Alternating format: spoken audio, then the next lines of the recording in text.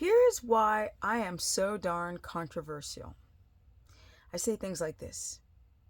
Yeah, carnivore should never be done for the long term, ever. Because we need fiber from plants to survive as humans, and I'm going to break down why.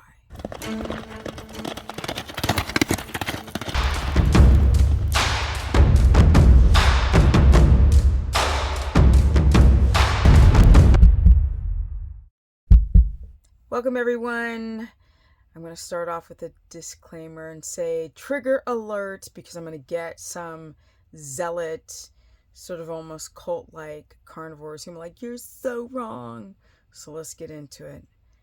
I have mentioned so many times that you need fiber at some point, very soon after you do an all animal meat or fat coming from animals diet where there's no plants whatsoever.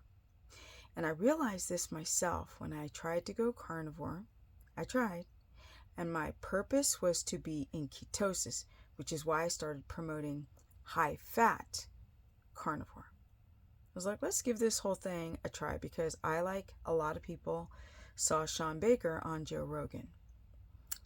But at that juncture, I did not understand completely the absolute details of why fiber is so important when you do carnivore, which it sort of defeats the reason to call it a carnivore diet.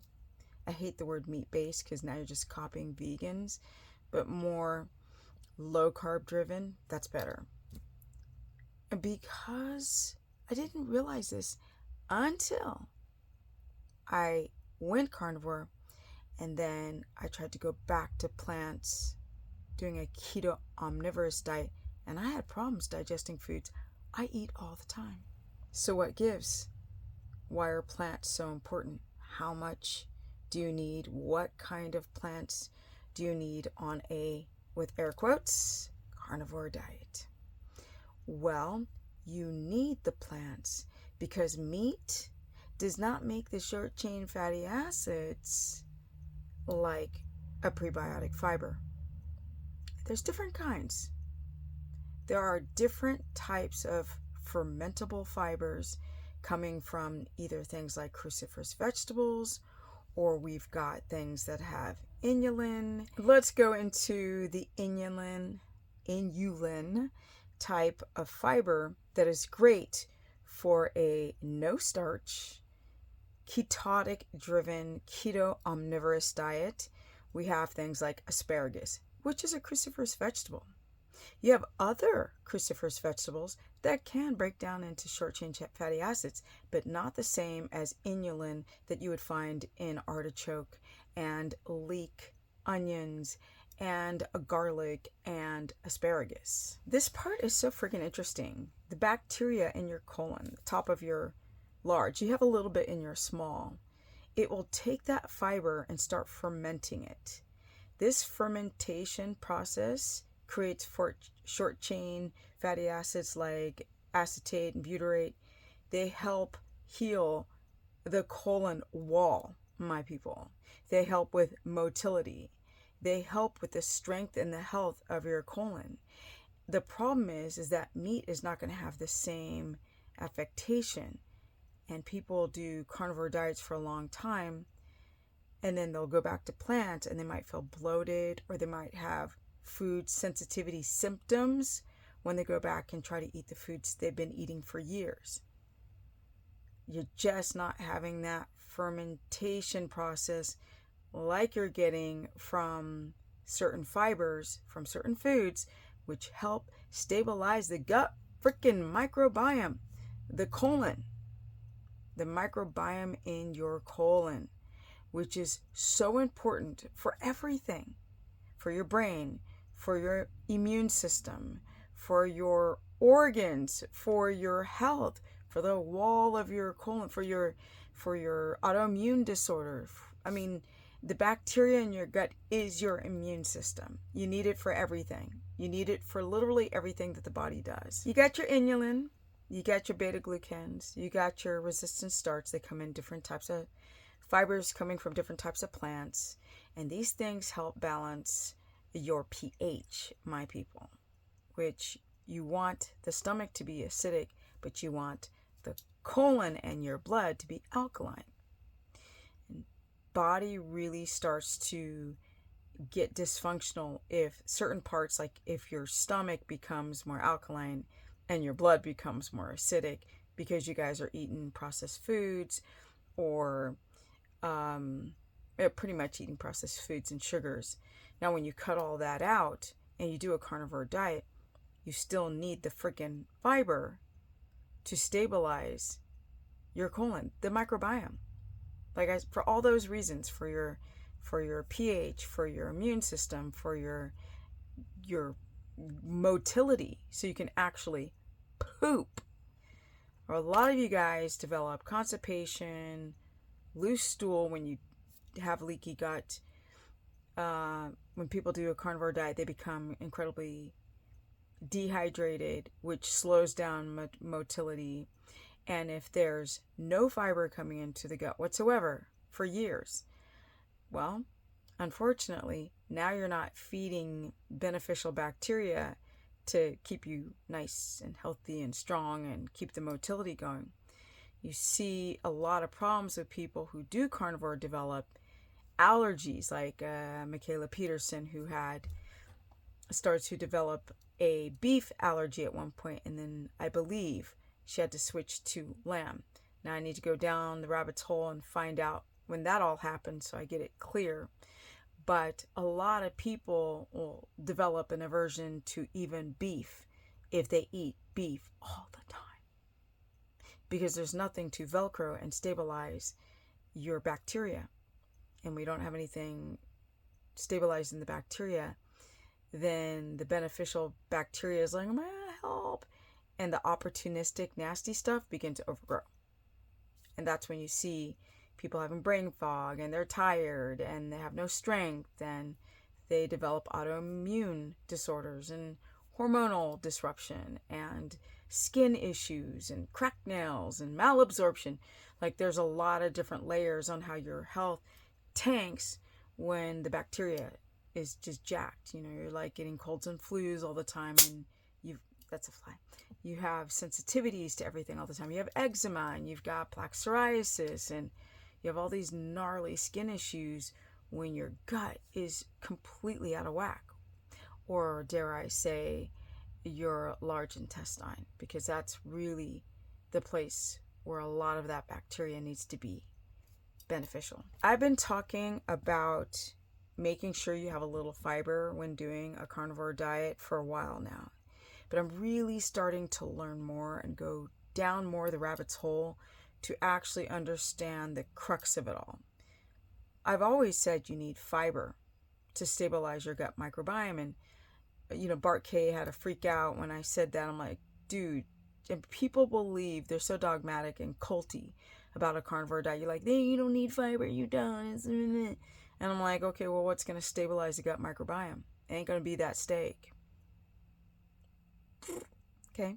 Why are people becoming bloated on vegetables that they had no problem with before?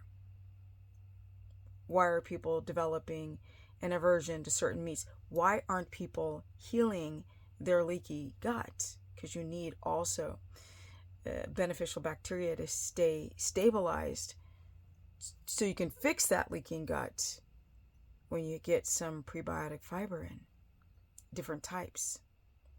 Now, cruciferous vegetables also work as a prebiotic fiber, and they also ferment, but they're not as good as the inulin, for example, coming from like asparagus. Asparagus is always going to be winning, stabilizing the colon more than your garden variety of cruciferous vegetables. Now, when the colon is stabilized, you also have bacteria in the small intestine, bottom of the small, top of the large. They both become stabilized, and now the gut can start sealing up, because these beneficial bacteria like lactobacillus this is a very common bacteria in the colon wall to keep you healthy. Those things become downregulated without anything to Velcro to it, like the prebiotic fiber. So freaking interesting. And then you see people develop histamine intolerance, having problems with DOA and N-methyltransferase without the beneficial bacteria. And that's really the point of doing these videos. You cut out all of your plants and the prebiotic fiber, and now there's nothing to stabilize the gut microbiome. And now histamine that was like this becomes like that. And that defeats the purpose. Yeah, you want to heal the gut. If you have opportunistic, nasty bacteria freaking out, like if you have small intestinal bacterial overgrowth or leaky gut, you don't want to make things worse, make that gut wall worse, because you've got nothing to stabilize the bacteria, because you've decided to be a zealot about only doing animal meats and fats, and that's it, and no plants at all. And no, coffee does not count as a beneficial plant. This is going to be part A of this, because I need to do a part A, a part B, and a part C on leaky gut, small intestinal bacterial overgrowth, mast cell activation, a leaking gut, and how to fix it. How long does it take? Because it's not going to go quickly. It takes a while to heal that gut and stabilize your gut microbiome. And not only do you have to eat the right foods, you have to follow a circadian rhythm, because the whole body responds to day-night cycles. You have to get your stress down. You have to go to bed early. You have to watch the cortisol, because cortisol can literally destabilize the gut microbiome, just stressing in cortisol. And then opportunistic things like candida start to go crazy. And that's another thing. Candida is a problem. That's a whole nother video. Most people have it, and it's another big reason why people have brain fog, or they can't heal their gut, or they have mood disorder. It's kind of a thing. The reason why I say 3 weeks to 3 months max doing carnivore is for these reasons. You only need to be strict carnivore to take your inflammation down. Then you have to learn how to titrate back up certain plants you couldn't tolerate, because you're going to also get nutrients in plants like potassium and avocado, which is amazing. And yes, avocados are also considered a prebiotic fiber. Yes, to help make short-chain fatty acids. So they are considered prebiotic fiber. They're high in monounsaturated fat. Is not the best for keto, but monounsaturated fats are great for your immune system. They also are amazing with potassium. That's the best. Potassium, prebiotic fiber, monounsaturated fat. If you don't have a histamine response to avocado, at least do that on your carnivore diet. I'm definitely going to make this a series. This subject, I think, is everything, because if your gut's not well, your brain's not well. If the brain's not well, it can't connect to the body that well. People are walking around with depression and brain fog and infertility and all these issues. And there's not that many people talking about actually healing the gut through these dietary measures. Carnivore is great for the short term. I mean, amazing. But you don't have to stay in that lane, and you don't have to be so dogmatic and culty about it. Like, oh, I just gotta eat, just like a vegan. That's what you don't want to do. There's nothing wrong with eating plants, and you don't need a lot. You could have 2 ounces a day, 2 ounces. 2 ounces every other day. But going a year, 2, 3 with absolutely no prebiotic fiber is not a good idea if you're trying to deal with histamine, right? You need a stabilization of your gut microbiome. You need the cells on the wall to be strong. You need motility. You need the muscle to squeeze. And you need to seal that leaking gut and get your histamine down. Not just by doing carnivore alone, because meat alone ain't going to fix everything, my people. It's everything. It's how you think. It's how you walk. It's how you sleep, how you connect to nature, how you breathe, and the prebiotic fiber and the quality of it, because we don't want Roundup on it as well. Pretty interesting. If you need help with these types of things, you can go to stephanieperson.com and book a consultation. I also run a course online where I cover all 3 diets: keto, carnivore, and low carb, high fat, for those obvious reasons like hypoglycemia and gallbladder issues, depending on, or histamine. And I'm out because now I got to edit this, and it's so fun to learn. Feels like I'm getting a grasp of my humble life. Getting this house done, gonna take care of my mom, taking care of the animals, and I need a little vacay. I don't need a staycation, Sean. I need a vacation. I need an international vacation. Something to think about. And I'm out.